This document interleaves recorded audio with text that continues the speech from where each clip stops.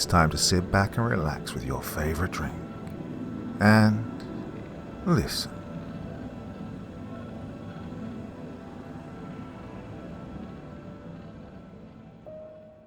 Many people have at least some fear of the darkness. Some of us, more wisely, have fear of the things within the darkness. For the world never seems to run out of monsters. Tenebrous. Lionel Upton Zion grew up like most children. As a child, he had a healthy fear of the dark. The peculiar thing about Lionel was that his fear of the dark didn't evaporate, or at least didn't get relegated to the dark corners of his mind as he aged. Instead, it intensified. His neurosis multiplied and insidiously entered itself into his life. He wasn't able to sleep with the lights off, and whenever he found himself in darkness, he was reduced to a shrieking, sobbing mess. His parents hoped that this irrational fear would pass with time, but it only seemed to dig in deeper and grow roots in the young boy's mind. His parents became increasingly distraught over their son's plight. They tried to cure him of his fears, but their attempts were met with resistance. They brought the boy to doctors, who referred them to psychiatrists, and psychiatrists diagnosed the now teenage Lionel with nyctophobia. Pills were prescribed liberally to no effect, and talk therapy uncovered no secret traumas. One therapist was insistent that Lionel had been raped, but social services managed to dispel that theory. After that incident and subsequent interview with Child Protective Services, Lionel's parents decided against pursuing the issue any further. Thus, Lionel's fear of the dark was left alone by his parents. He did his best to avoid making his fears known, and his parents did their best not to force situations. With time, this problem became something that was in the background and easily overlooked. It was a closely guarded family secret. Time passed and Lionel led a reasonably fulfilling life. He completed college when he was 22 years old and landed a well-paying job that he neither enjoyed nor hated. He found his mental state smothered in ennui, which he combated with new things and new experiences. He blamed it on his growing up and becoming an adult, but he could never puzzle out the nervousness he felt. When he was 25, his grandfather died, and being an only child of an only child, he inherited his house.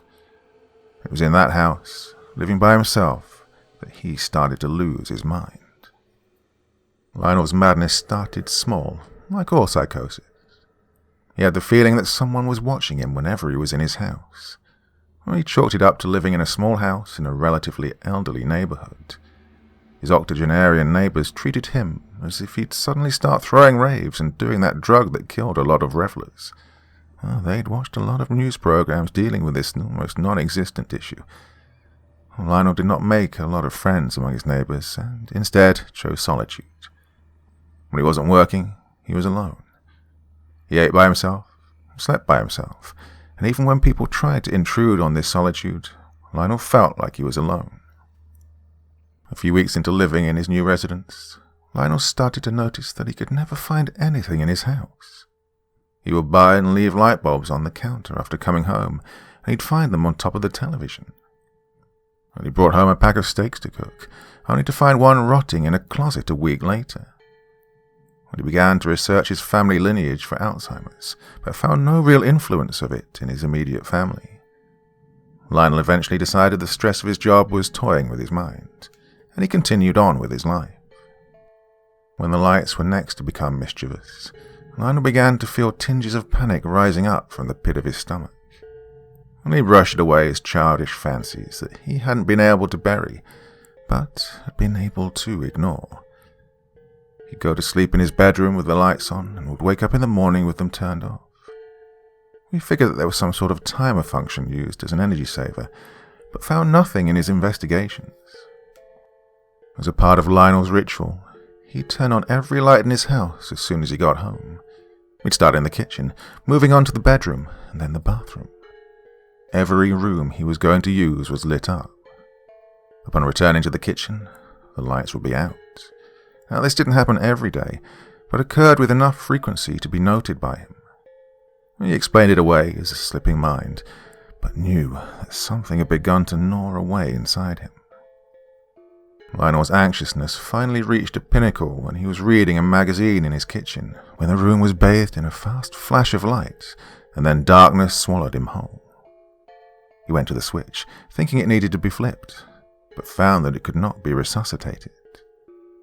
The longer he spent in that darkened room, the greater his unease grew. His hairs stood on the back of his neck, his bowels tightened, and he felt his testicles retract. He threw himself into the light of the living room and took 15 minutes to slow his breathing. Upon examination the next day, Lionel would find the wires severed to the switch. Lionel's anxiousness turned to panic. He had the wires repaired, but a week later they'd be split again. Well, electricians were dumbfounded as to the cause. They thought rats were chewing up the wires. Well, the house did have its fair share of rats, but the pattern was more similar to a cut and not gnawing. Then the lights in the living room would go out of operation. He'd been able to deal with small moments in the darkness, but something about this darkness in particular was extremely upsetting. It was suffocating. He felt eyes on him when he was in the darkness, and he imagined breath on the back of his neck.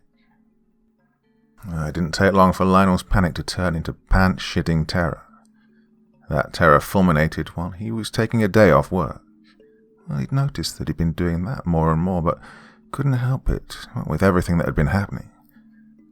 He watched a rat scurrying across the floor. He was not good at cleaning house and wasn't fazed by creatures crawling around. It passed under the shadow of his chair. A large squeak drew his attention to it. Now the rat had made it 5 bounds beyond the shadow when it reached the limit of his body. Lionel stared at the corpse in horror. 2 of its legs had been torn off, and it was missing half an ear and 1 of his eyes. Lionel spent the rest of the day avoiding shadows. Whatever was in there was the cause of Lionel's terror, and it was the presence in the darkness.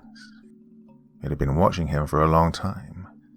He knew that it had started by toying with him. It moved his things around to play with his mind, and its pranks on the lights was its escalating the situation. Lionel dry heaved when he realized that it had probably cut the lights while he was sleeping. It was alone with him while he slept. What did this thing want? He shuddered because a part of him knew exactly what it wanted. Whatever creature had done that to the rat had a new target. It wanted Lionel. He sought to escape the house, but knew before he'd even reached the door that it would be a fruitless struggle. The door was bathed in shadows, and Lionel could feel it there. It was waiting for him to stick out his hand and grope for the knob of the door so he could pull back a ragged and bloody stump.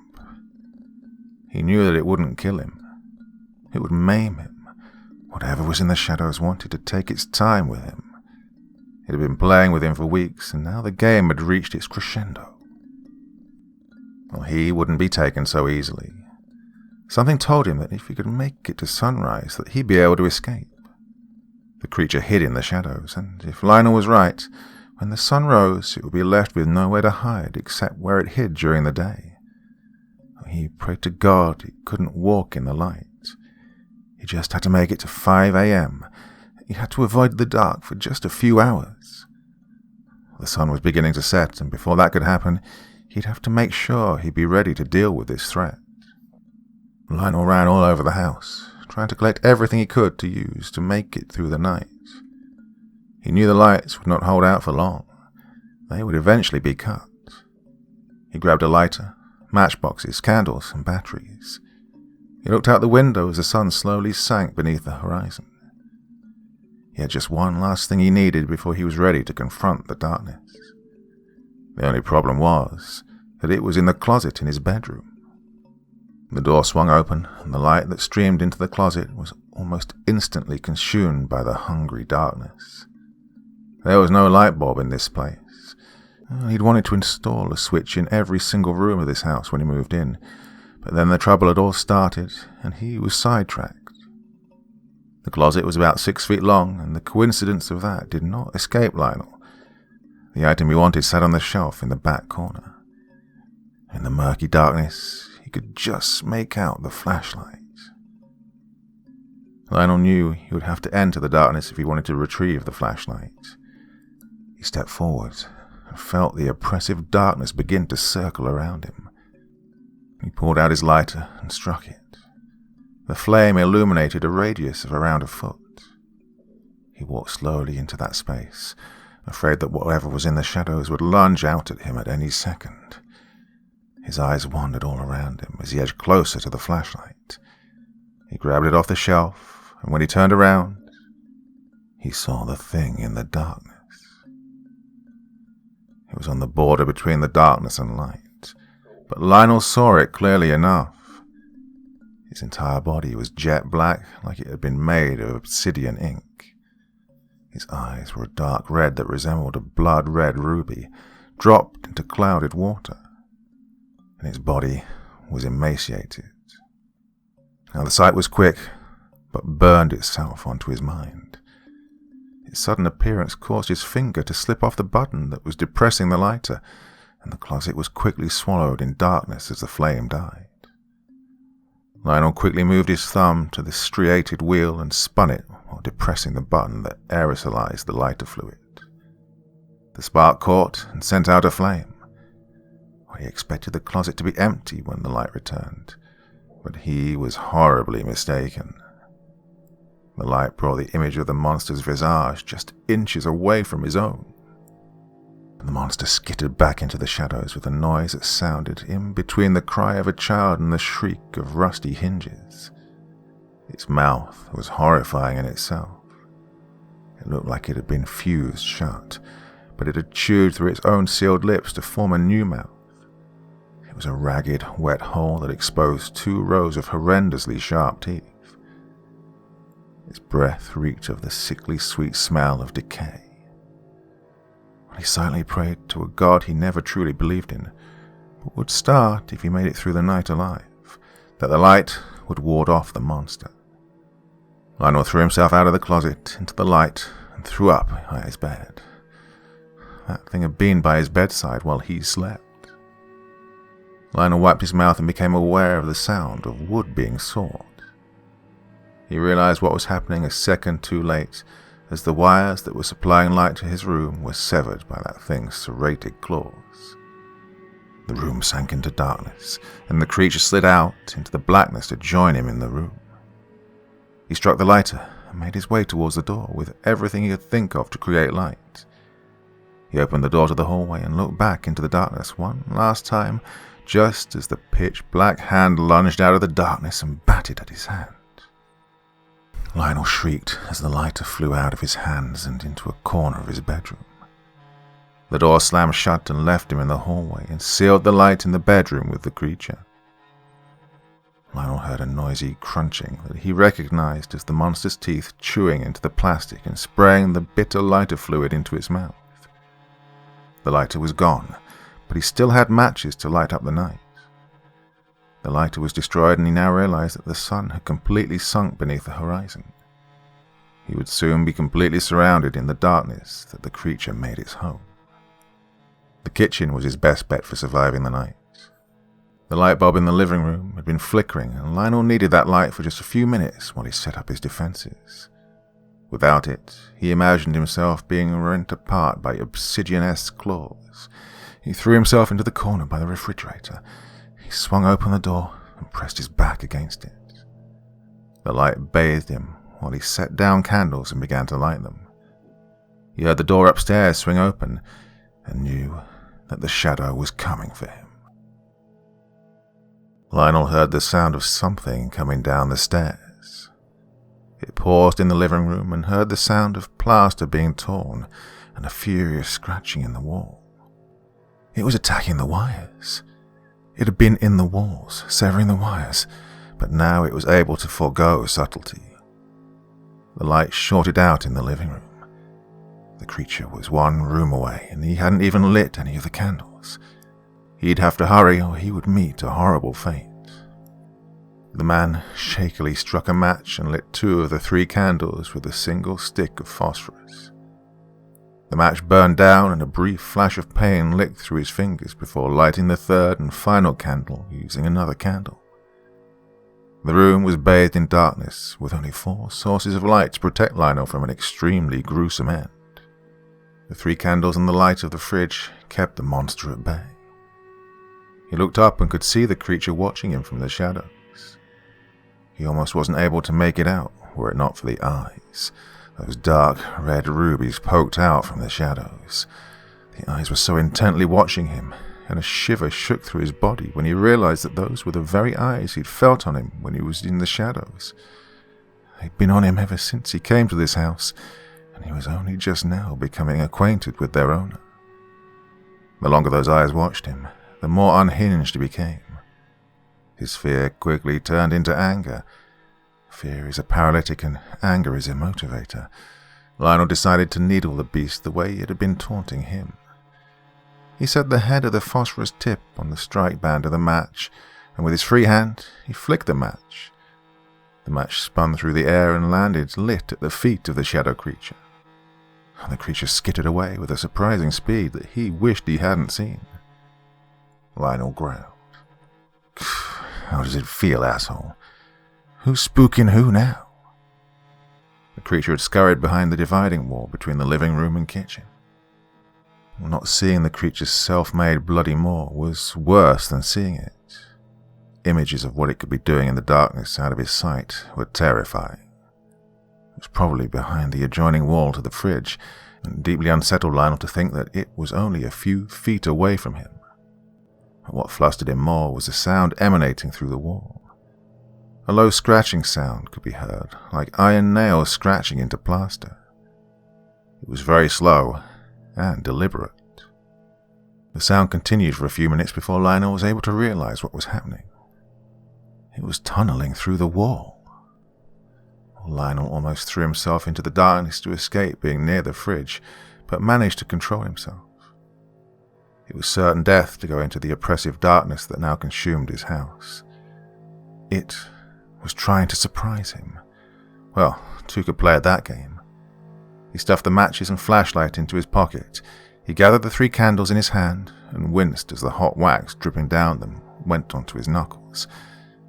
He peeked in between the crevice just in time to see a blackened hand reach through the newly made hole in the wall and unplug the fridge.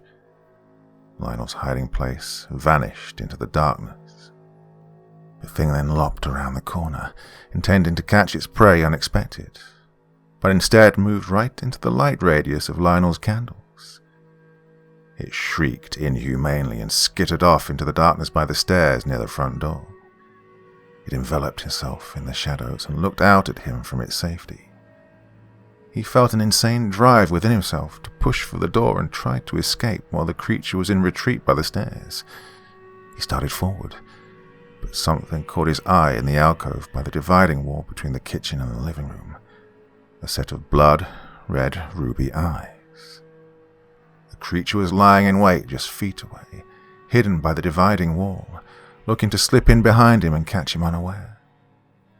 He whirled on it and shoved the candle in its face. The monster shielded its eyes from the light and sank against the wall. Lionel triumphantly pushed forward and was horrified at the response. The creature pushed itself back into the shadows and faded into them. It was able to become one with the darkness. There was no way he'd be able to escape that. Lionel retreated into the kitchen and found the thing waiting for him. It was perched on the counter. It had travelled behind him with such speed that Lionel almost completely lost hope in that instant. It watched him from the counter, perched like a gargoyle on top of an ancient cathedral. He drove the monster off the counter only to watch it meld back into the shadows once again. He sunk against the cooking unit, which was an oven and a stove top combined. He set the candles around him and took a second to calm himself. His heart was jackhammering in his chest, and he knew that if he survived this night, he'd shaved a few years off of it with the trauma of what he'd undergone. Lionel rested his head against the oven door and tried to calm himself. He repeated the mantra to himself over and over. He would either have a complete mental breakdown or a heart attack if he didn't do something. He smiled sardonically when he realized that maybe a relatively quick heart attack would spare him the horrors he'd endure if the thing got to him. "No, I'm going to survive.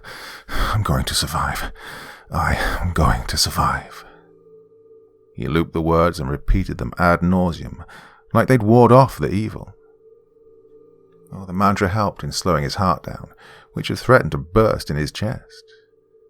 His breathing slowed down and resumed to its normal rate.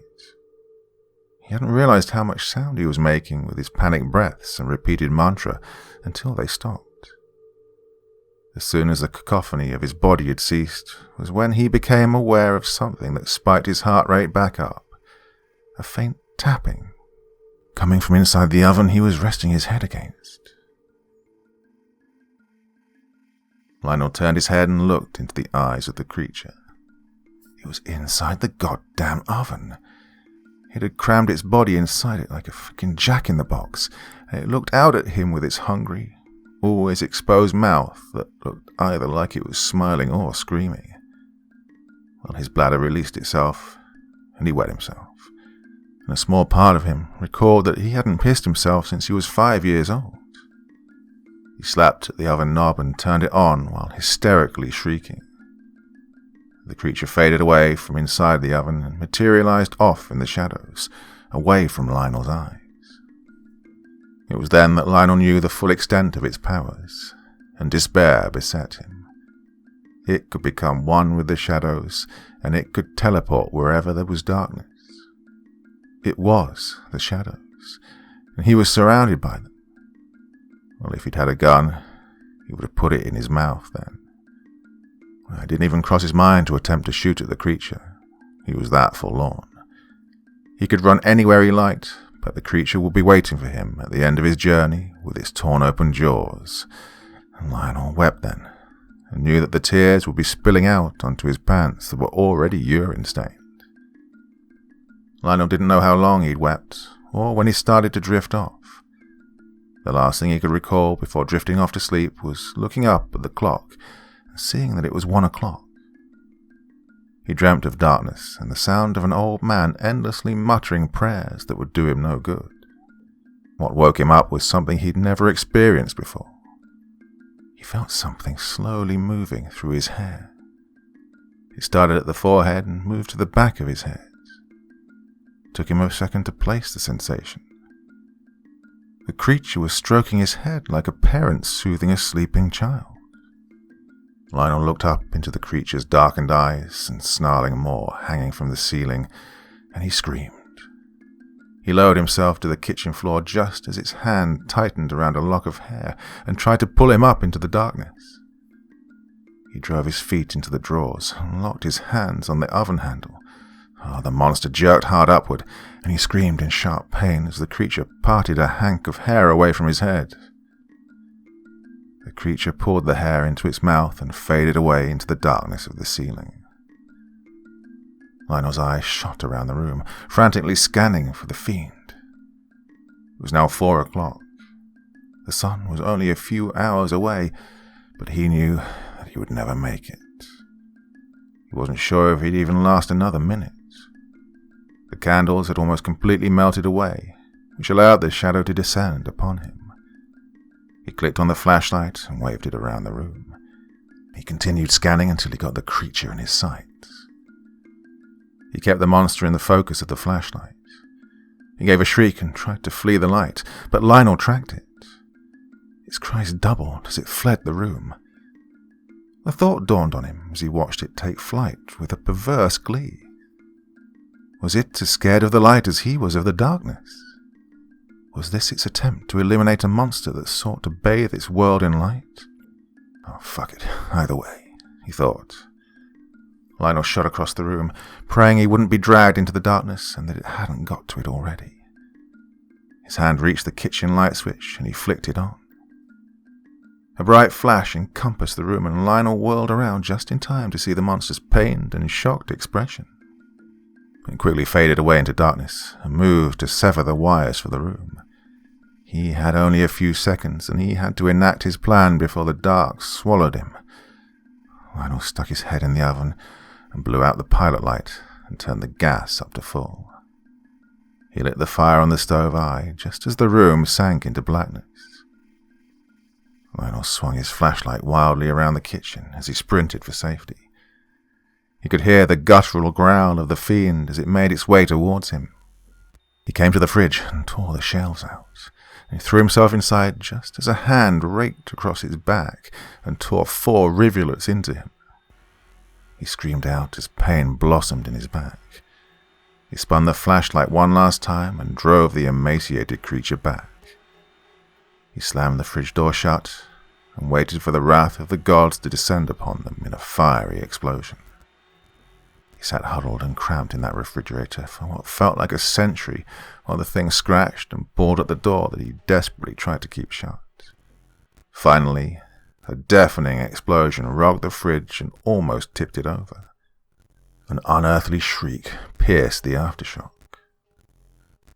Lionel waited half an hour before mustering up the courage to step outside into the wreckage that was once his kitchen, goaded by the increasing heat inside the cramped box. The kitchen looked exactly like a bomb had gone off in it. The wall joining with the oven was still burning, and the curtains were smouldering. The room had transformed into a furnace, but he didn't see any signs that the creature had survived the blast. And the kitchen was so ravaged that he could barely tell what anything was. It was all charred black and smoking. The fire alarm was going off, and he could hear the sound of sirens off in the distance. Well, he'd have a lot of explaining to do to the fire department. Lionel looked out of the window. His clock was currently melting on the wall like a Salvador Dali painting. He knew that it was morning.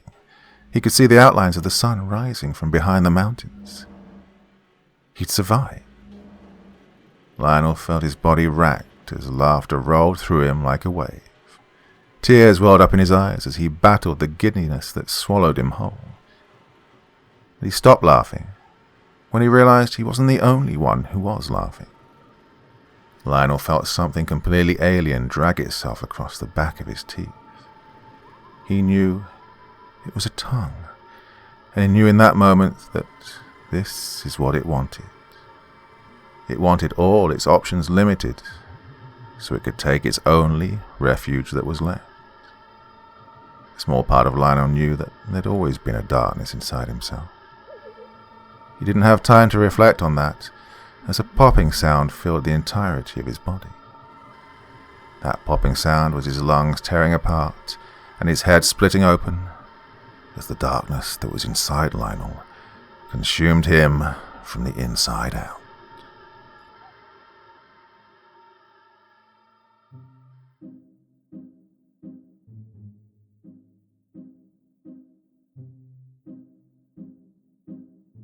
Now, you know me, I often do much longer stories or series that go on forever and ever.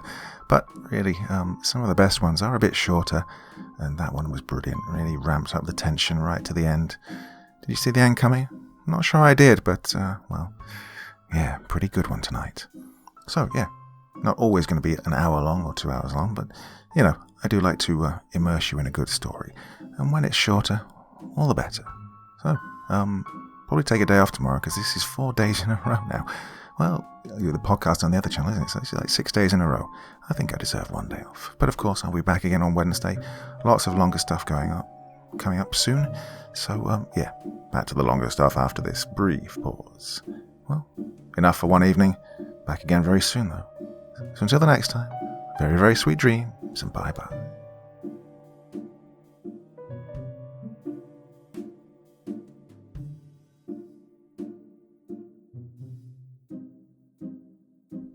Thank you so much for taking the time to listen to this story today. Really means a lot to me and to the author of the story, of course. Well, if you want to know more about me, I'm pretty much everywhere on social media. You can find me on Facebook, Twitter, Instagram. You can download my music on SoundCloud. I've got a Patreon if you feel like. Throw me $1 or $2. Very much appreciated. And of course, on Reddit, I have a place where you can leave stories if you want me to read one that you've written. Well, hoping to see you all again very soon. Till then, sweet dreams. Bye-bye.